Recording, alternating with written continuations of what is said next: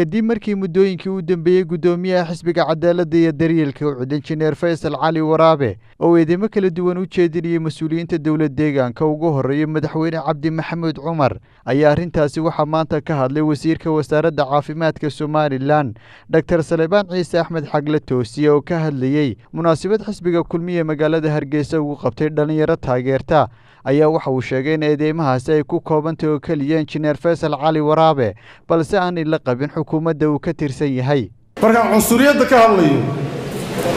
dowlad deegaanka Soomaalida Itoobiya waxaan ka raali gelinayaa ereyada deelqaafka iyo xumaanta iyo cunsuriyadda lahayd ee Faysal Cali Waraabe kula hadlay dowlad deegaanka Soomaalida Itoobiya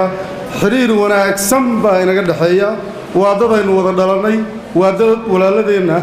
waa dad aynu u baahannahay iyo inoo baahan waa dad aynu isnahay madaxweynaha dowlad deegaanka Soomaalida Itoobiya Cabdi Cumar waa nin inala saaxiiba Somaliland aad iyo aad u jecel marka fikirkaasi Faysal buu kali ku yeed lama qabnee raalliga ahaada waxa loo baahan yahay nin ummadda reer Somaliland isku wada nin cunsuriyad iyo cunfi kala dhaxgeliya uma baahnin Musabbix uu soo dagaalamay waliba markaan kaftamo dowlad annaga naloo tirinayay buu la soo dagaalamay